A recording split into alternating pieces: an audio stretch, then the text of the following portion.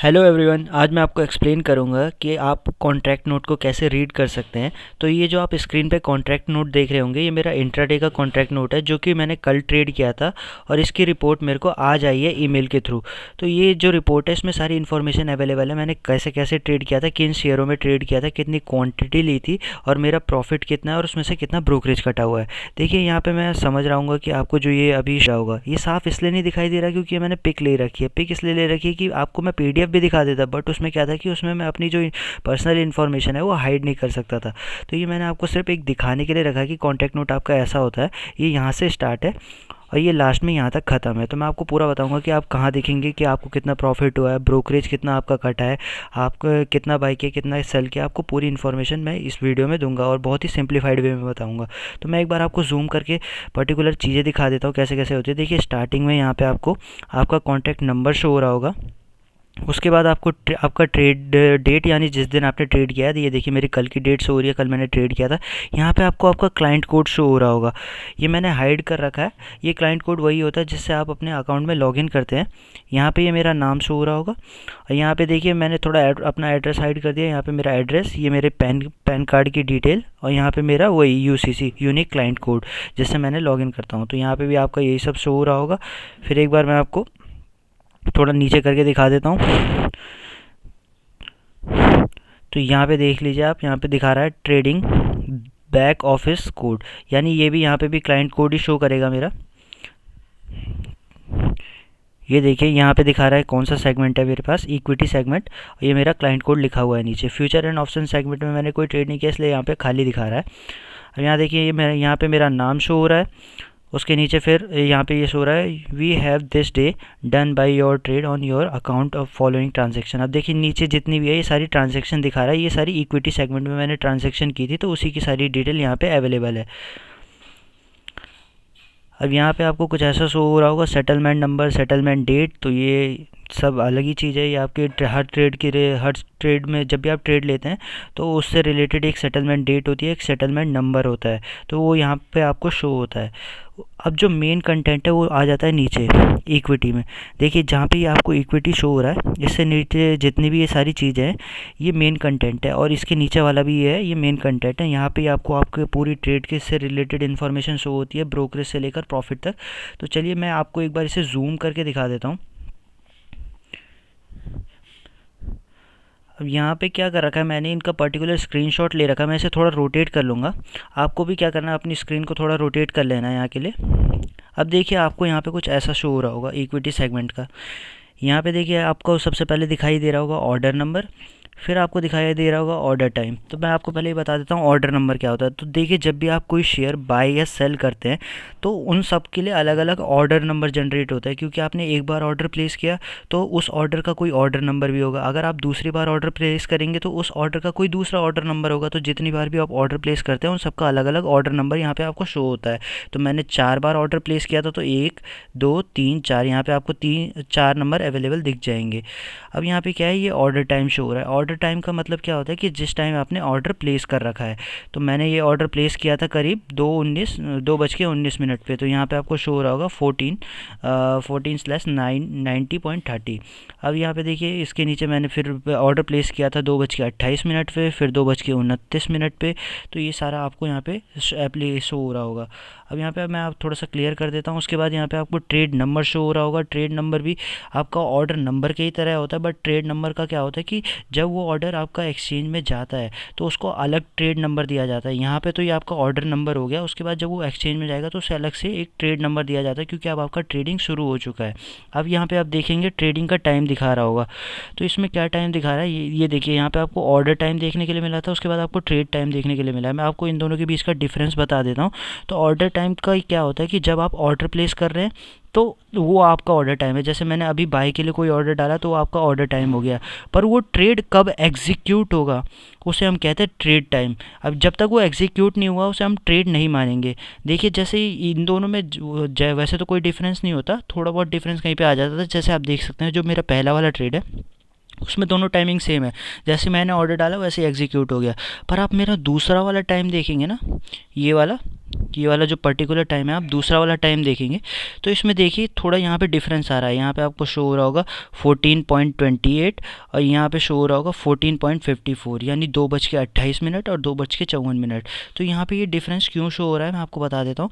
तो मैं यहाँ पे मैंने लगाया था लिमिट ऑर्डर, यहाँ पे मैंने लगाया था लिमिट ऑर्डर कि मेरा ऑर्डर इस प्राइस तक आएगा तभी मैं ख़रीदूँगा, तभी मैं सेल करूँगा। तो ये ऑर्डर आने में 2:54 हो गए, तो इतना टाइम लग गया तब जाके वो एग्जीक्यूट हुआ, इसलिए यहाँ पे आपको टाइम अलग अलग शो कर रहा है। बाकी का सब में सेम शो कर रहा होगा, ये आप यहाँ पे देख सकते हैं। उसके बाद मैं आपको ये दिखा देता हूँ सिक्योरिटी। ये मैंने बेसिकली एग्जांपल, कल मैं एक वीडियो बना रहा था एग्जांपल दिखाने के लिए कि आप कैसे शॉर्ट सेलिंग कर सकते हैं या फिर आप कैसे स्टॉप लॉस या फिर टारगेट लगा सकते हैं। तो उसी के लिए मैंने ये लिया था, बाकी का मैं आपको प्रेफर नहीं करता कि आप आइडिया में ट्रेड करें। ये एक पेनी स्टॉक है, इसे पेनी स्टॉक की तरह ही ले। उसके बाद यहाँ पे आपको शो हो रहा होगा बाय और सेल। तो यहाँ पे ये बी से बाय, यहाँ पे मैंने बाय किया था, फिर मैंने सेल किया, तो यहाँ पे ये ट्रेड ख़त्म हो गया। पहले मैंने एक ख़रीदा फिर एक बेचा, फिर यहाँ पे मैंने शॉर्ट सेल किया था, फिर मैंने दोबारा बाय कर लिया, तो यहाँ पे भी ट्रेड ख़त्म हो गया है।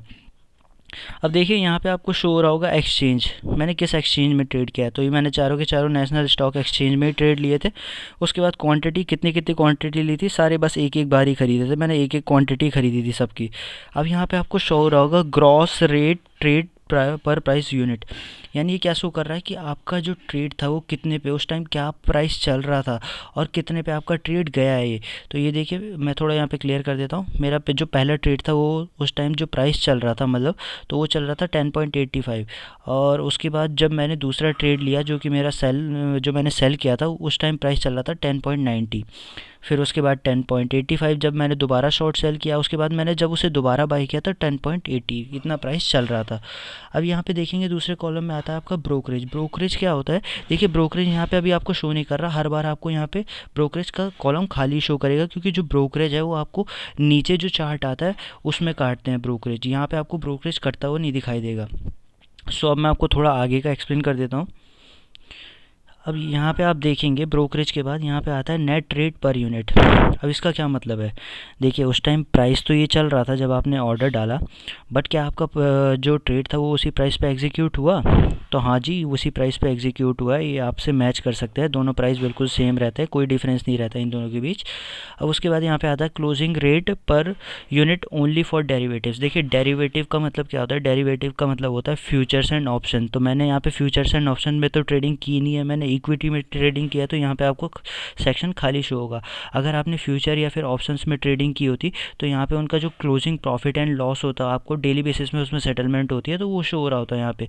उसके बाद आपको यहाँ पे दिखाई देता है नेट टोटल बिफोर लेवेस। अब देखिए ये पर्टिकुलर चीज़ क्या है, इसका मतलब ये है कि यहाँ पे वही चीज़ शो होंगी, मतलब जितना आपने ट्रेड किया उतना ही शो होगा, पर उसमें से प्रॉफिट नहीं कटा होगा। यानी अभी तक प्रॉफिट मतलब सॉरी मैं आपको एक बार क्लियर कर देना चाहता हूँ कि जितना भी आपने ट्रेड किया उसमें से टैक्स नहीं कटा होगा यहाँ पे। तो ये जो जितना भी आपको यहाँ पे दिखा रहा है इसमें से टैक्स डिडक्ट नहीं हुआ है। जो टैक्स डिडक्ट होगा वो नीचे के कॉलम में आपको मैं दिखाऊँगा कैसे डिडक्ट होता है। अब देखिए यहाँ पे आपको ये शो कर रहा है कि मैंने ये इतने पे मैंने बाई किया था, फिर यहाँ पे मैंने सेल किया है, फिर मैंने यहाँ पे दोबारा सेल किया, फिर मैंने यहाँ पे दोबारा बाई किया है। अब मैं यहाँ पे आपको थोड़ा और क्लियरेंस दे देना चाहता हूँ। देखिए ये जो 10.85 है ये मैंने बाई किया हुआ है, पर इसके आगे ब्रैकेट क्यों लगा हुआ है। अगर मैं आपको अकाउंटिंग लैंग्वेज में बताऊँ तो ब्रैकेट किसी भी चीज़ के आगे तब लगता है जब वो माइनस में होती है।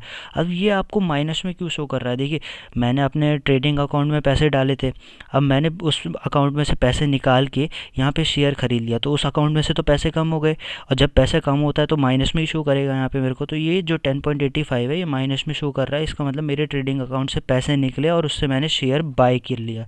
अब यहाँ पे नीचे देखेंगे जब मैंने शेयर्स को सेल किया है, दूसरे वाले शेयर को, जब मैंने इसी शेयर को मैंने जब सेल किया है 10.90 पे मैंने सेल किया है। अब यहाँ पे ये पॉजिटिव दिखा रहा है, इसके आगे आपको ब्रैकेट लगा हुआ नहीं दिखेगा। पॉजिटिव क्यों दिखा रहा है, क्योंकि मैंने शेयर बेचा है तो मेरे पास पैसा आया है ना, तो इसलिए यहाँ पे आपको पॉजिटिव का साइन शो कर रहा है।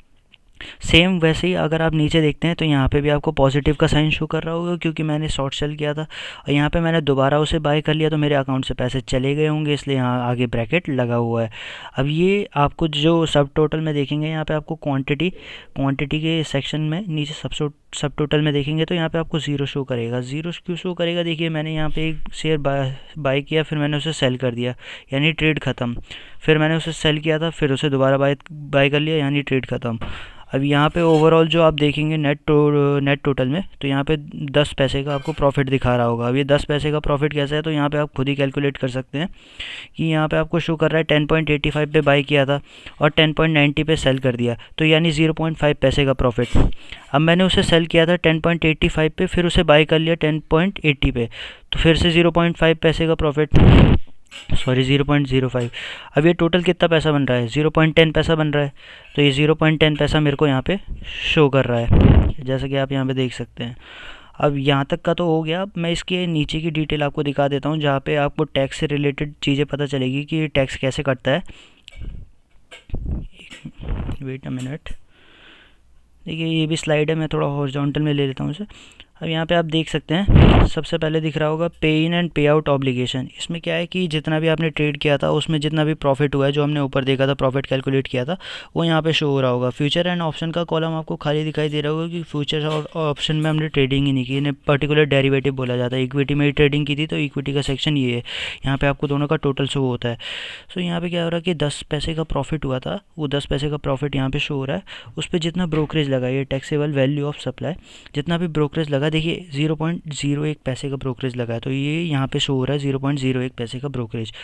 और बाकी का कोई चार्जेस नहीं लगा, क्योंकि ट्रेड इतना बड़ा था ही नहीं कि उस पर कोई चार्जेस लग सके।